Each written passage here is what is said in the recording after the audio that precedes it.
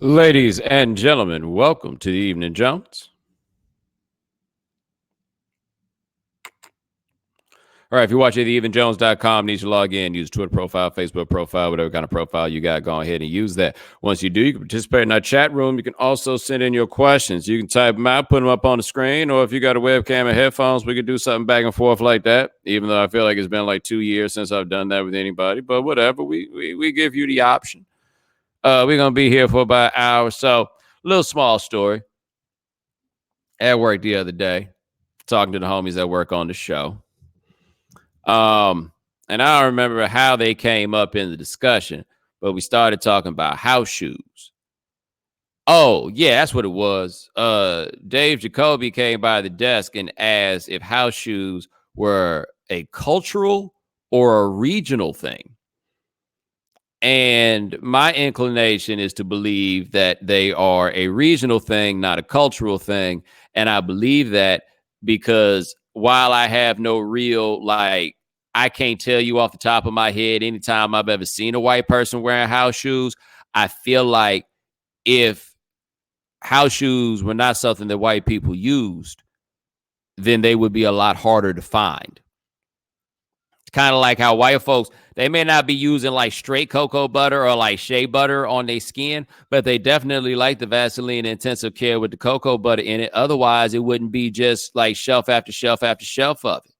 They wouldn't be making it in generic brands like that. You understand what I'm saying? Right? So I guess they were regional. And then I think I was talking to somebody and I came to a sort of realization that that person wasn't even hip to the whole like house shoe game. And so I kind of needed to like explain to him how the house shoes work. And then I showed him on the internet what a house shoe was. And then it dawned on me, I got all these shoes at my house. Speaking of which, just because it's over here, let me show you what I wore. Dan's Levitard's show, they had a little live show podcast in New York.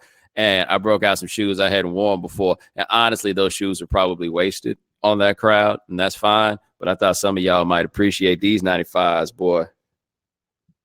See that? Yeah, you see that? You ain't got these, do you? Anyway,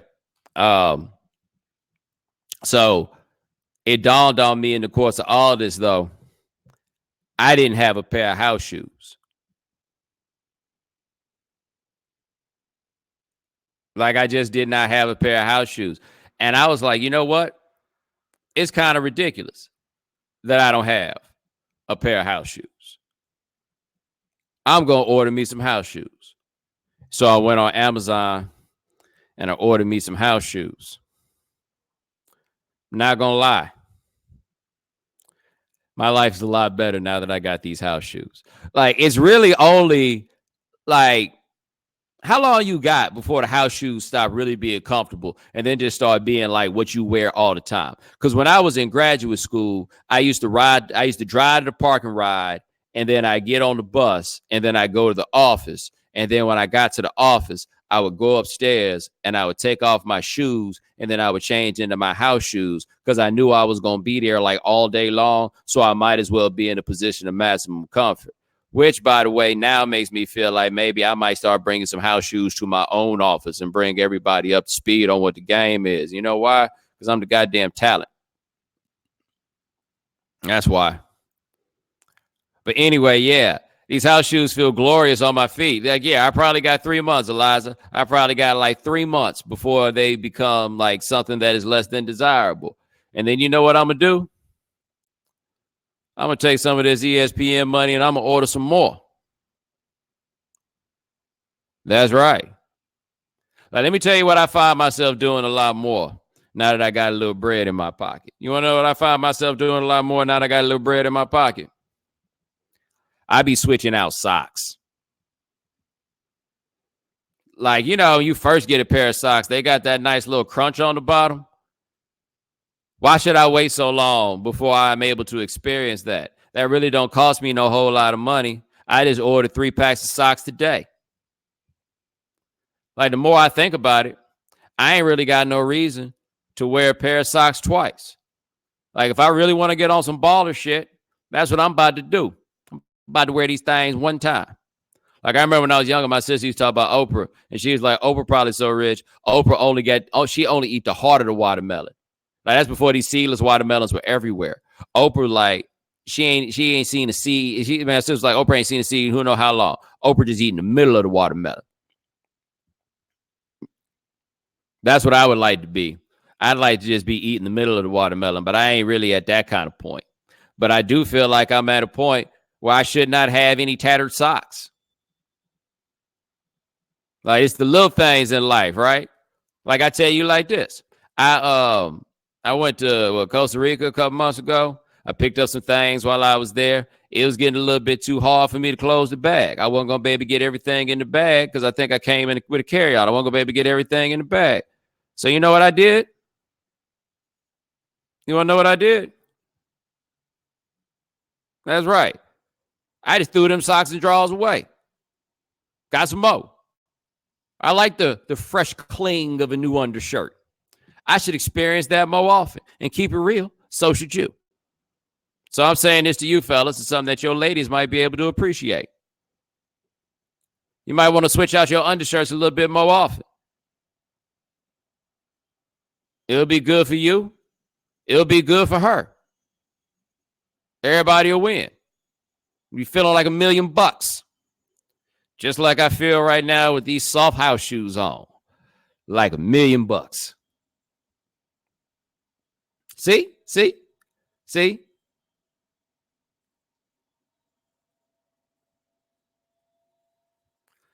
All right, now, to your questions.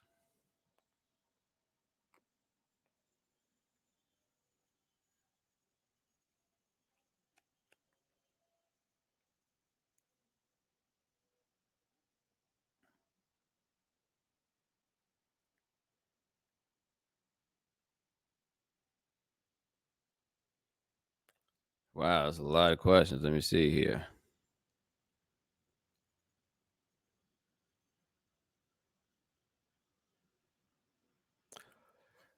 What would it take to get the millions of people who have student debt to just stop paying? Oh, I mean, that's a very simple answer to that one. Just being able to go 7 full years without any credit. There you go. You want everybody just to stop paying their student loans. Fool, you act like they can't come get that money. And please understand, they can come get that money. They can, right? And if you just default on those things and don't give them no money and they don't come get it, you ain't getting no money from nobody else. No, man. I mean, this is just the game. And so I was talking about this a little bit on the right time, but this is the real deal, man. We talk so much about student loan debt, and the loan debt is an issue, but what we don't talk nearly enough is tuition. Well, A, tuition, and B, I think that a lot of people have incurred a fairly significant debt on post-undergraduate education. And one thing that has happened in the last 40 to 50 years is that there are a lot more people out here with a lot more degrees. And so you had, and the economy changed to reflect that. So that should be noted. But what happened in large part was for a lot of people, a graduate degree became necessary in a way that it was not necessary before. You also had more people applying, but this also meant you had a lot more people who had to pay for this stuff.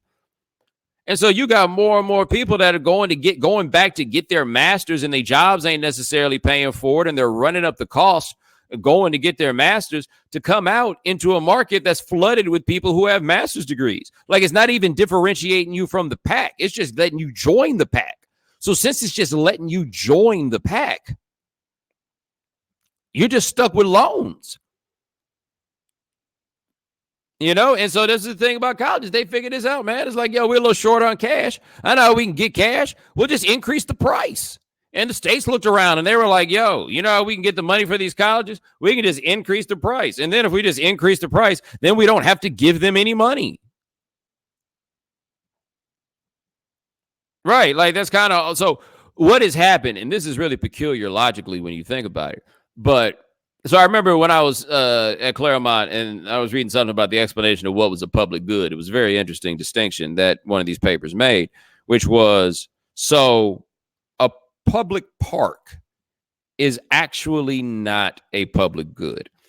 And the argument was that I could put a fence around this public park and then restrict who is able to enter the park.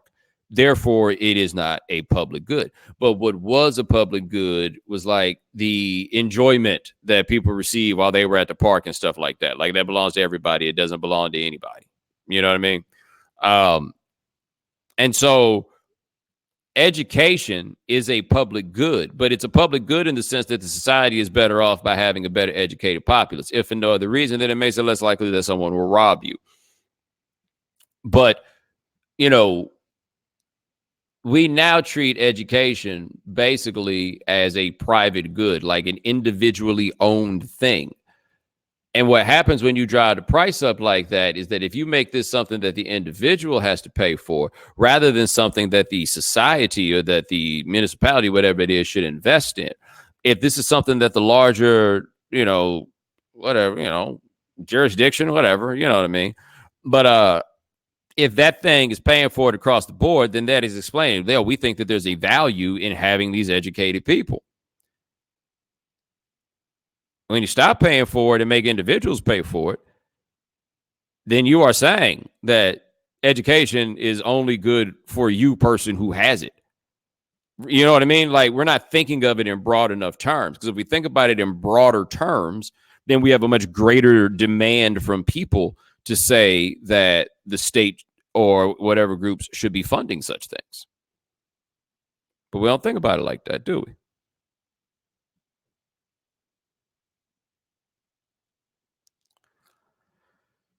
Appreciate the question. Let me see what else we got here.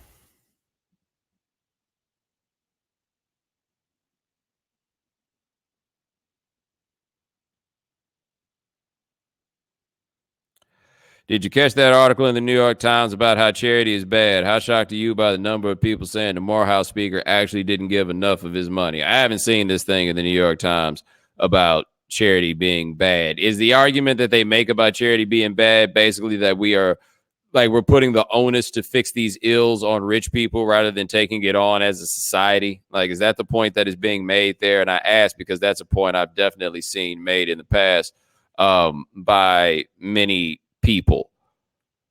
And yeah, there is something to that idea.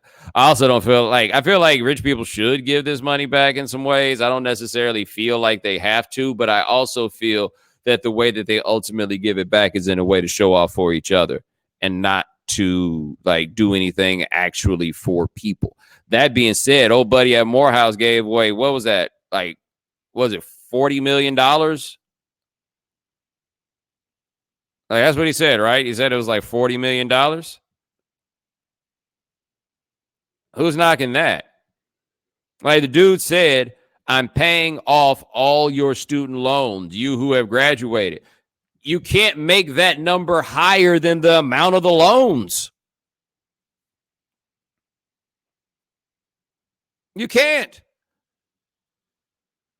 So what else is he supposed to do? Hey, look, man, I think all y'all know enough about me and enough about the world and whatever it is to know that if there was any way possible that I could throw shade at what they doing over there at Morehouse, damn it, I would.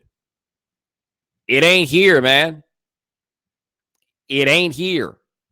Like, you can't run the, well, why didn't he give it to the, he didn't, Morehouse and Spelman at last check are separate institutions. And some of them will fiercely make that point to remind you they're separate institutions. You got a separate graduating class. Maybe I should have booked that dude to do double duty. He could have come and done y'all's and done the other one. Also, I don't know if you've heard, but that both of those schools are part of a larger consortium of which my alma mater is a member. I ain't heard none of us being like, how come you ain't give us the money?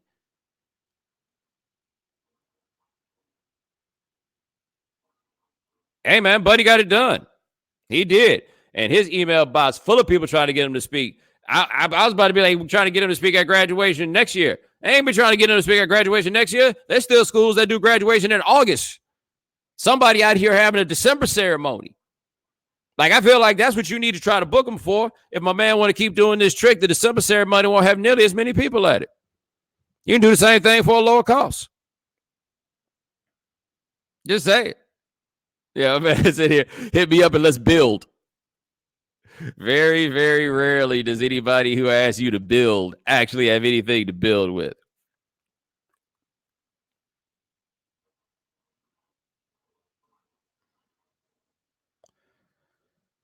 Appreciate the question. Let me see what else we got here.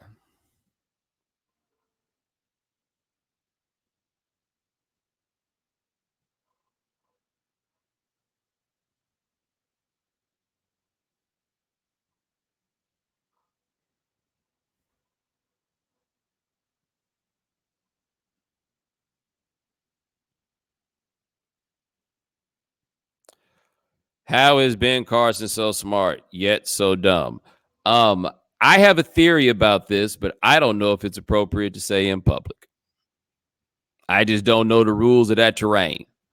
But I don't think you got to think too hard to see how this can happen all the time. They make movies about all kinds of people who are good at one thing and kind of clueless about others.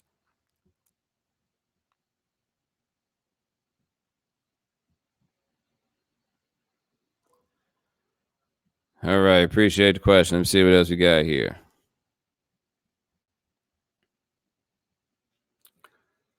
I've just moved to a new city recently. With your experience, do you have any advice on meeting people and making friends? The only advice I could give you in order to make those things a little bit easier, don't stop drinking. Apparently, that's what people in this society do when they need to meet strangers. They drink. I do not drink anymore, and that has kind of left me out. Otherwise, I have absolutely no advice for you whatsoever. I moved to a city that doesn't really require you to meet new people because it has 8 million of them, and chances are you've known a few of them since before you got here. But yeah, no, I ain't got no idea. And all you people in your mid-30s that's got like advice for people on how to meet new people, put it in the chat room. Help them out. Y'all a rare-ass commodity. Somebody said, what's with that gigantic microphone? It's a microphone. It's good. You hadn't thought about that, had you? Wow, somebody in the chat said freaks be at church. I mean, I guess there's an argument for that. I don't want to go too far in saying such a thing.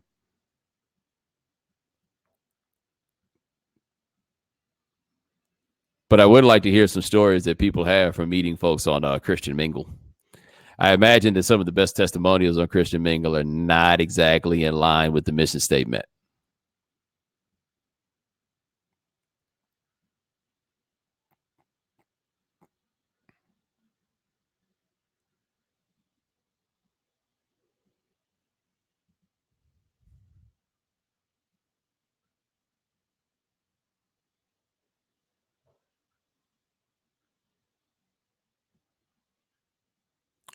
What living person would you most like to interview? That's a very interesting question. I don't know what the answer to that is. The living person whom I would most want to interview. So I guess we also have to do this. Like, you got to appreciate, like, I need somebody that's actually going to say something worth hearing. You understand what I'm saying? Like, I guess this is one of those where you try to like come up with some old head, some ancestor we want to get all their knowledge from before they go. Like if I could do it right, John Lewis would be great. I'd love to hear some stories about Martin Luther King. I'd love to hear like Jesse Jackson. I bet his Martin Luther King story is even better than John Lewis. Is like I feel like Dr. King was inviting Jesse to some things that maybe John Lewis didn't get. They don't like John the same way they like you. Quincy Jones, it's a good one on the list. That I mean, it's been clearly demonstrated that Quincy. In fact, the answer is Quincy Jones. I don't care how many people already have done it. It's been pretty clearly demonstrated that Quincy gonna make it worth your time. So it is Quincy Jones, and I would ask him inappropriate questions about his long-standing track record of dating women all over the map. I bet you could get him to say some really absurd things about macro level conclusions that he has drawn. I should probably chastise him for them after he says them.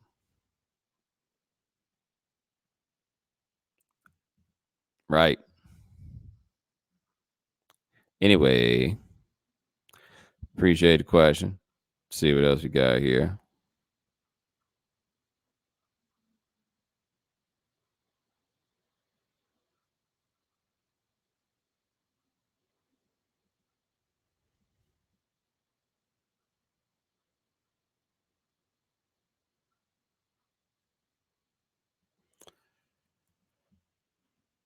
This is interesting. Why did you stop drinking? And the reason that I put this question up is, why are you using 2 question marks? Like, that is the single most absurd thing you have ever heard. Right? Like, it's wild stuff with people and alcohol. I just, honestly, it just really wasn't worth the trade anymore. That shit's kind of hard on your body. And I spent a lot of years freelancing, and I couldn't keep trading these mornings the next day, when any day at any moment I might need to get on my grind. That was a big part of it. Then I didn't miss it. Then I realized I would be lying if I did not say that my drinking behavior was not very much so colored by, like, I was medicating. In large measure, what I was doing was medicating. Like, I just didn't think it was a healthy thing. But a lot of y'all just can't imagine a life without alcohol. And man, yo, I mean, that shit is a drug. Like, and I've said this before, but I do think that this is something worth thinking about and considering if you have not. Think about the worst that alcohol ever did you, right? Like, the worst hangover, the worst headache, all this stuff, right? The worst behavior that you engaged in public. Like, think about whatever that is. If it were anything other than alcohol that caused you to have that reaction, chances are you would never, ever, ever do whatever that was again. Am I right? Like, at the first time you ever smoked weed, you wound up getting like butt naked in the car with your friends or something like that, throwing up when you got home, woke up all sick, couldn't go. You would never do that again.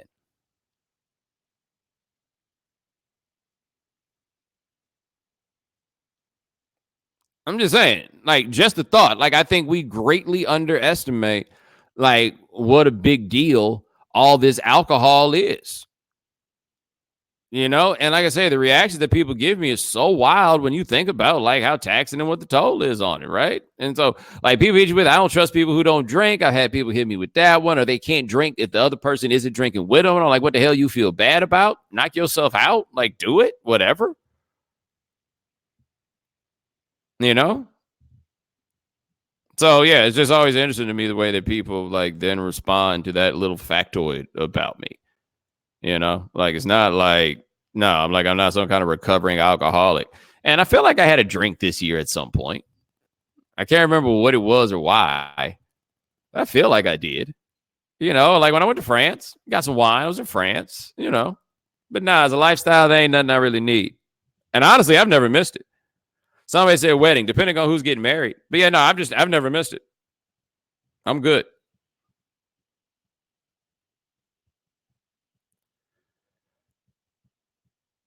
Appreciate the question. Let me see what else we got here.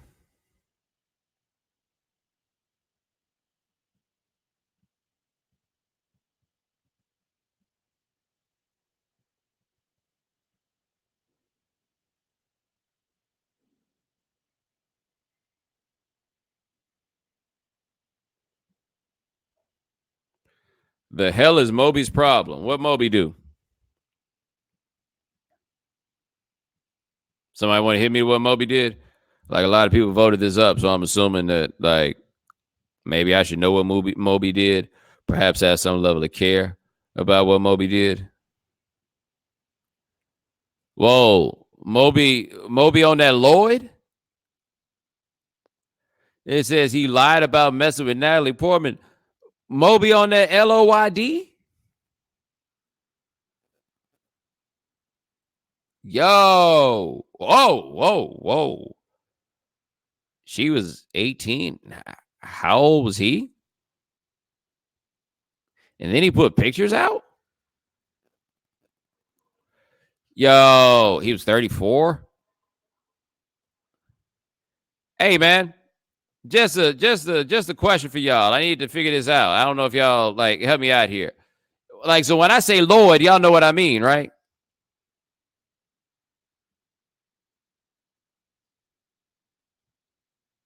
All right, y'all know what I mean when I say LOYD.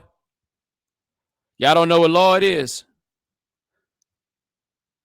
So okay, right? Somebody maybe can hip y'all to LOYD, and I forget who it was. It was in the news, and they had a company called LOYD, which I figured meant like living out your dreams. But I was like, yo, man, that's LOYD. Your company name can't be LOYD. Like LOYD is violating the commandment. No, your company cannot at all be associated with LOYD. I understand you needed to say something else. It's kind of like Hockey Night in Canada. Y'all know about Hockey Night in Canada? Any of y'all ever heard of Hockey Night in Canada? Yeah, y'all know about Hockey Night in Canada. So Hockey Night in Canada. What's the abbreviation for Hockey Night in Canada? Yeah, Raheem caught on immediately. It looked like Raheem lost his mind as soon as he heard it.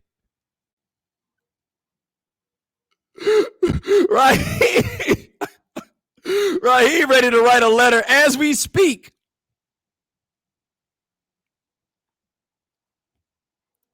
And I don't really blame you. Because the first time I saw it, I was like, yo, explain yourself. And then I looked in the bio on Twitter. I was like, oh, Hockey Night in Canada. That's something else. For everybody trying to figure out what's going on with Hockey Night in Canada, oh, man, it's going to be even better for you once you figure it out.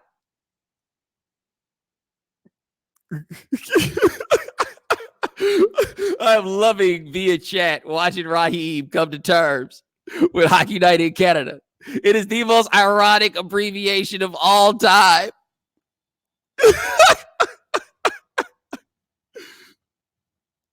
Somebody tried to explain Hockey Night in Canada by saying it was a Prodigy album. Brother, people who don't know what's going on with Hockey Night in Canada, they don't even know what Prodigy you're talking about. They're mixing it up with the other Prodigy. Oh, wow. Now the whole chat room is gradually figuring out this Hockey Night in Canada thing.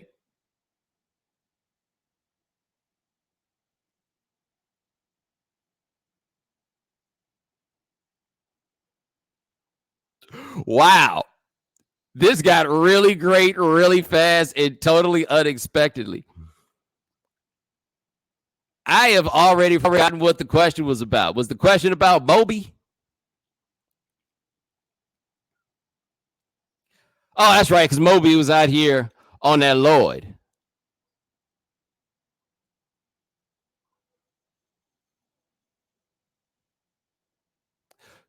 So anyway, back to Moby, because I feel like I've already forgotten. Like, so Moby said, oh, wow, I think I found this picture of Moby with Natalie Portman.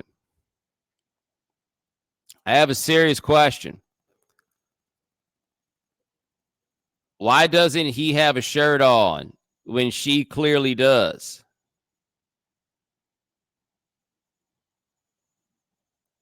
Also, let's say for a second that they were dating.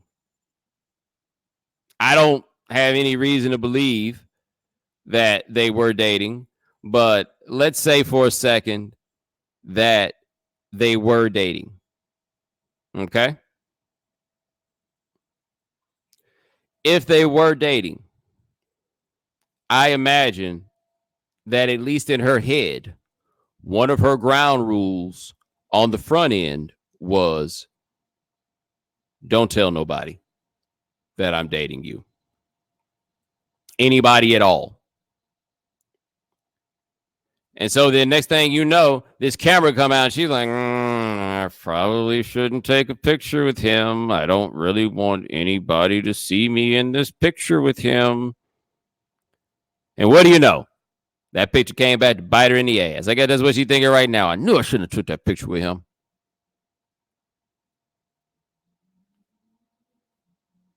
I knew it. But no, man, ain't no LOYD is not permissible.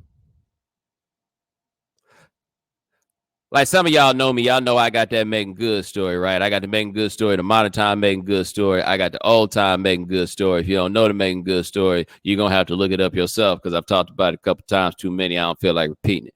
Anyway, after so much time had passed, I started to convince myself that my first Megan Good story didn't even really go the way it did, that I had just gassed myself up and like over the years had exaggerated it until the second Megan Good story, at which point the first Megan Good story was confirmed. But I'm just telling you that I'm so like anti-LOYD that I started like convincing myself that maybe, and just to be clear, like I have no at all story with Megan Good that involves any part of like my, like I would never LOYD. And I certainly did not have any reason to LOYD with her. But I'm just telling you a story about somebody giving me a look. I wasn't sure about telling that because I thought I might have been wrong about the look. This cat is up in a book getting his LOYD on. Have we started a cancel campaign yet? Like, has that happened? I'm just saying, I understand a lot of y'all, like what R. Kelly did, y'all don't like actually find offensive in that way. But come on now, we ain't got no ambiguity about LOYD, do we?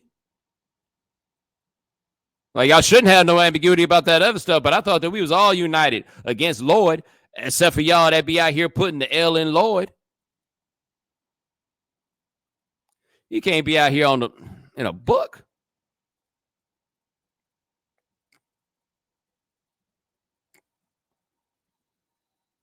How'd y'all ever let Moby become a thing, by the way? Yeah, I'm saying y'all, because the damn show wasn't us.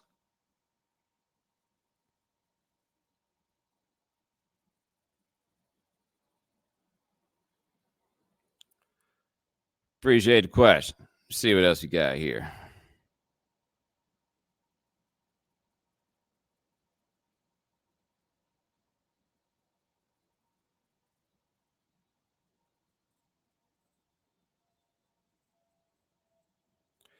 Ken Jennings can't be happy about the cyborg, right? Yeah, I mean, Ken Jennings looks a whole lot less impressive now that the cyborg is out here killing it. And I bet you that Ken Jennings be at his house, like really probably seething as this goes on, unless he's just a self-aware sort of cat who's just like, oh, I don't know. I already got this money and this don't cost me none. But I do imagine that, like, if they have some reunion of like the Jeopardy champions or something like that, Ken Jennings used to have a certain level of standing, and now the cyborg is in there, and he done took over that whole thing. I would actually have like Ken Jennings. That's kind of the lottery situation, right? Where like everybody find out that you won the lottery. Now you got all these relatives trying to get some bread off you. One thing, I don't know if y'all saw this. I think I told you about this. That Alex Trebek had a cyborg on there. And he asked him, you know, if he had any plans of giving that money to his family. And the cyborg was like, nah, they're doing just fine for themselves. Cyborg wasn't by giving him shit. Not a dime. Cyborg ain't worried about people coming to ask him for money. The answer is no. And they know that too.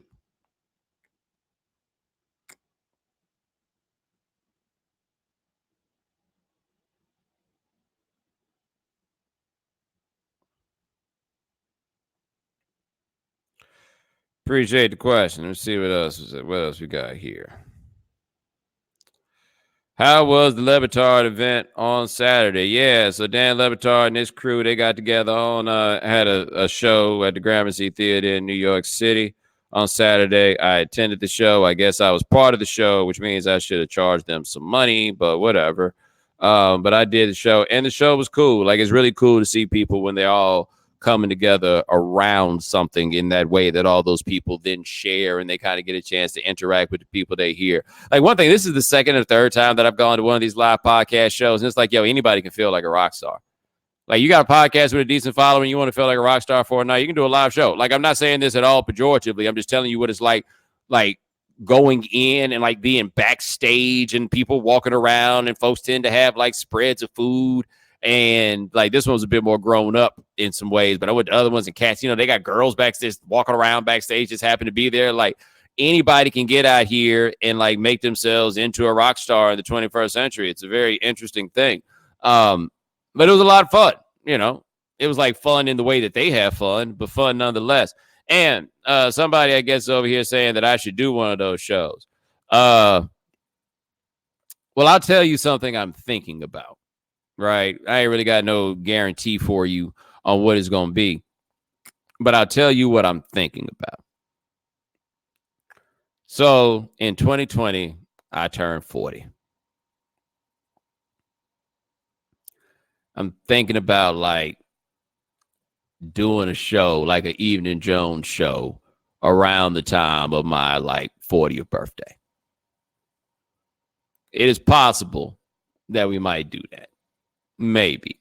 It would be 2020 though, right? I couldn't see myself doing these sorts of things too regularly, but maybe for the 40th, that'll be like the equivalent of me throwing myself a birthday party. So, save your money and stuff. You might need to travel, whatever it is. Somebody said you got to get the Roots to play the intro. Like, I hope you understand, I don't make any money off this podcast. You may notice that you ain't got no advertisements. Like, I pay to do this.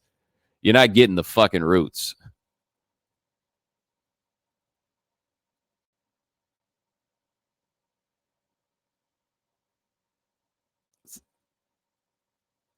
I said, what locations are you thinking of? Where I live. Like, I ain't one of these people that's bringing my birthday party to you.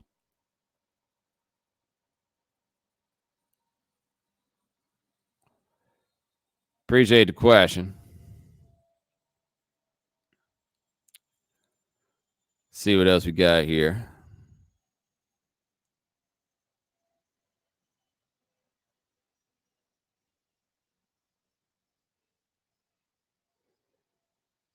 Y'all keep asking me these Game of Thrones questions like I know anything about Game of Thrones.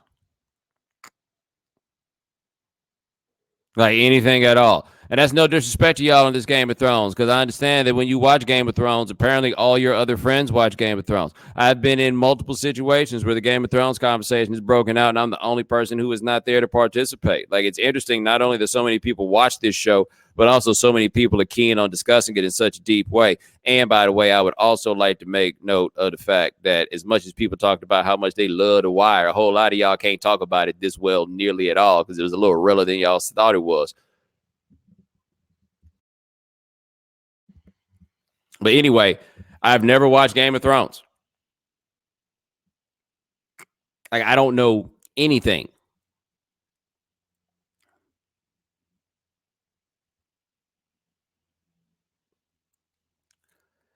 Appreciate the question. Well, no, it wasn't a question. Sorry, didn't appreciate that question. Actually, that was the whole point.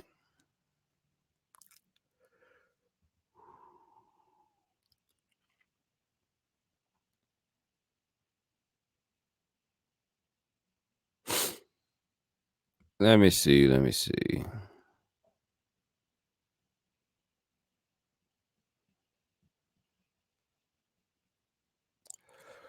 What do you think of Lil Nas X buying a Maserati for Billy Ray Cyrus? Did this really happen? Like, somebody verify this for me? He did that?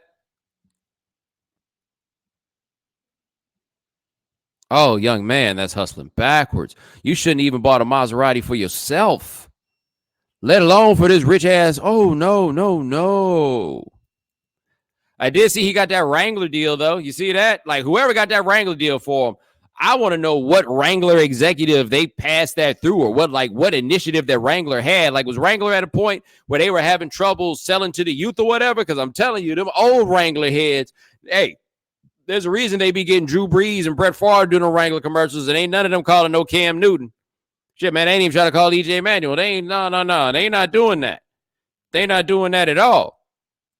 So, like, I want to know who it was that did this. And I did see this people talk about they boycotting Wrangler. No, They tweeting on the internet about how they boycotting Wrangler. They ain't about to boycott Wrangler. And you know how I know most of them people ain't about to boycott Wrangler? Or how about this? It don't matter if they boycott Wrangler. You know why? Because they already got all the pairs of Wranglers they ever gonna need in their lives. Like, they got to have them Wranglers for a while before they feel right. Like, it's a wrap on that. They made an investment into that Wrangler life a long time ago. They've been on that. So, like, it's too late for that, right? But yeah, I am stunned that Wrangler went for this. Like I said, I'd like to know how this fits in with some larger corporate strategy. Because let me tell you this too: whoever it was that put on for that at Wrangler, for his or her sake, I hope to God that shit works. Because if it does not, that person is fired. Nobody else is going to remember that they also thought that was a good idea. No sirree, Bob. Like, if you came up with this, the Wrangler rapper, and this don't work, oh, it's about to be a problem. I'm also going to tell you this too. There's going to be certain dudes who are into, shall we say, certain things. And when they see a girl with the Wrangler on their booty, Wranglers, that's going to be like the bat signal to them. Just you watch. Elijah said, how many Wranglers do you own?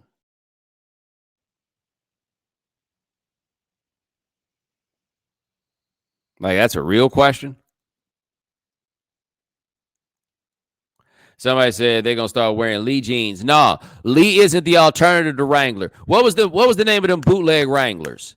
Rustlers. Rustlers. They still make Rustlers?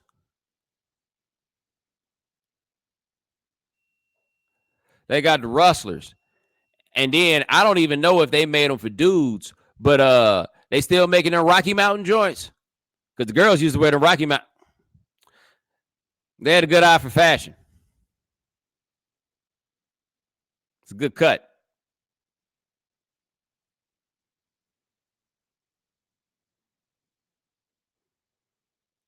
Appreciate the question. And apparently they do still make Rustlers. Like Rustler, that was some late. Like their Wrangler and we're Rustler is the McDowell's of jeans.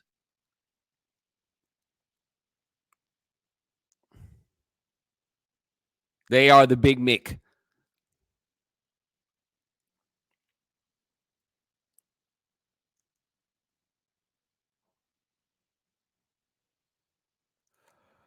Oh, let me see.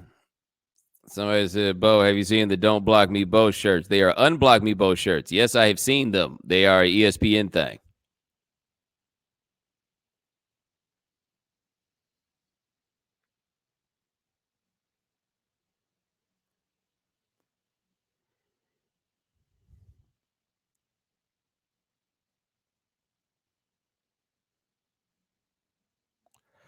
Did you see the story of the New York cop that was arrested because the feds caught her trying to pay a hitman to kill her ex-husband? I think I did see that, and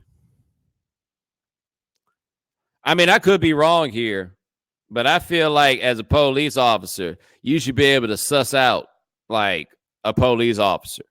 Or at the very least, I feel like, I mean, you shouldn't necessarily have this, and I don't know how exactly you go about it, but I feel like you should only be like a couple degrees of separation away from somebody that could help you out with this. But I don't know the way it is that you inquire to someone whether they know someone who could help you get somebody killed without giving away the fact that you're out here, you know, trying to get somebody killed.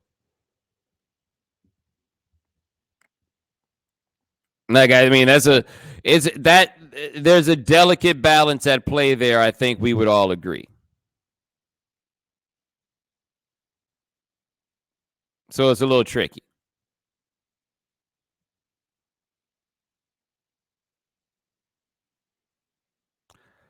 Wow, do you see this thing that Drake put up on Instagram, which is a picture of him dapping up Fred Van Vliet, and then the Spider-Man meme? I don't know what's going on. That's really y'all's dude, huh?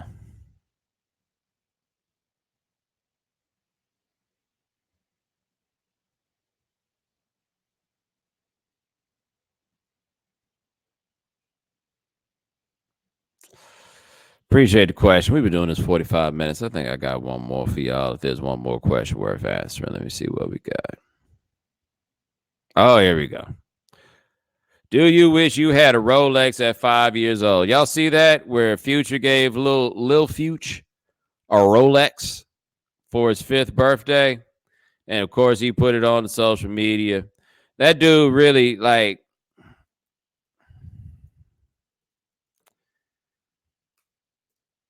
that dude really believed that there was no way Sierra was ever going to find a man like him. And she did not find a man like him. She found Russell Wilson, and he's struggling, man. He's struggling with this.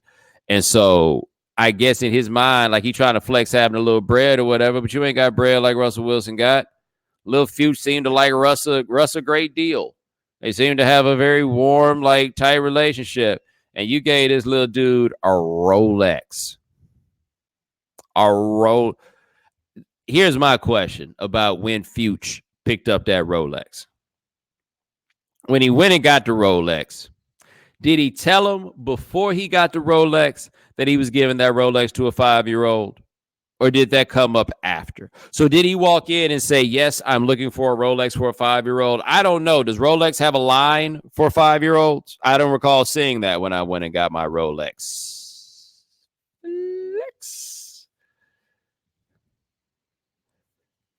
But yeah, like, I don't recall there being like the kitty Rolex section.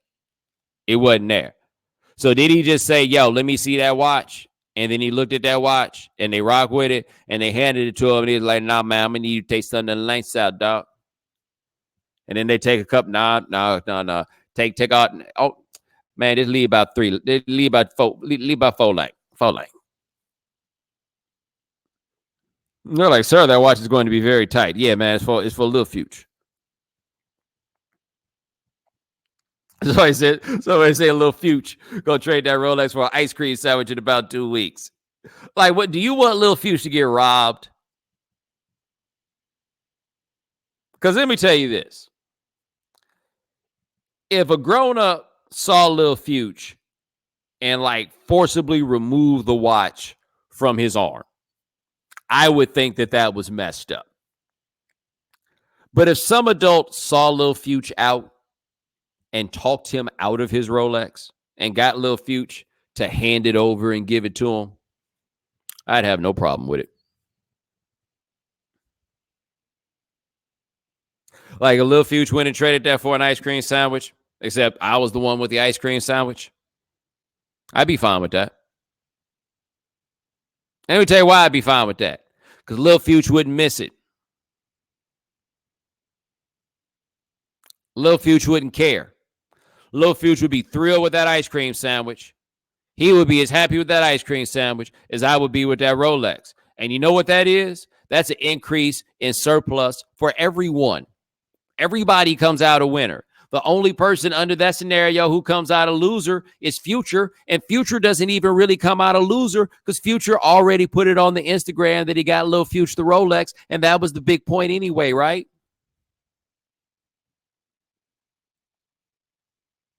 Hadn't thought about it like that, had you? Somebody said here, why would Sierra have Lil Future around somebody that could do him dirty? Man, if you see a 5-year-old with a Rolex on, everybody need to be focused on one thing: making that baby take that Rolex off before something happens to it. And if what I got to do to stop something from happening to that Rolex is to get it myself, then that's what it's going to be. Now, the hard part would be getting Lil Future to help me find where the rest of those links are so that I can get them added back to the watch.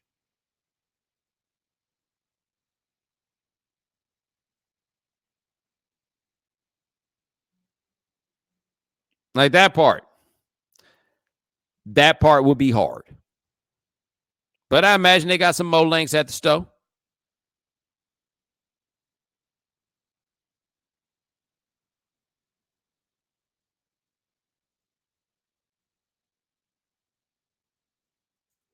You know. Anyway, ladies and gentlemen, Thanks so much for joining us here on the Evening Jones. We try to do this thing once a week, so give or take. My man Lance Gilliam handles everything behind the scenes. Thank you, sir. Remember to, if you can't watch the Evening Jones live, subscribe to the podcast, subscribe to the iTunes Store, subscribe to Stitcher Radio. Check us out at SoundCloud. We are also at the Google Play Store, and we'll talk to you guys in a few days. Take it easy.